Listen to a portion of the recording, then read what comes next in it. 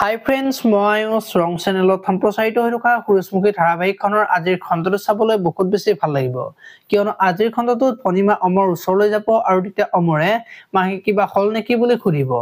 আৰু তেতিয়া ভনিমাই মোৰ জীৱনটো জেলৰ কয়দীতকৈ বেছি বেয়া হৈছে না ভালদৰে হাঁহিব পাৰো না কান্দিব পাৰো অনবৰতে মোৰ ওপৰতে চকুৱে অলগদ্ধটোৰ বুলি অমৰক ক'ব আৰু সেইখিনি সময়তে নন্দ আহিব আৰু ভনিমাৰ অমৰৰ কথাখিনি শুনি থাকিব আৰু ওই নীলাজী নিজৰ মানুহজনৰ কথা বেলেগৰ আগত ক'ব লাজ নালাগে বুলি ক'ব আৰু তেতিয়া ভনিমাই নন্দক বেয়াকৈ কোৱা দেখিবলৈ পাব ইফালাকো নন্দই ভনিমাক দম দিয়া দেখি অমৰে আপুনি মাহিৰ ওপৰত কৰা অত্যাচাৰবিলাক বন্ধ কৰক আৰু আপুনি যদি সিধা নহয় তেতিয়া হলে জেলৰ ভাত খুৱাম বুলি নন্দক ক'ব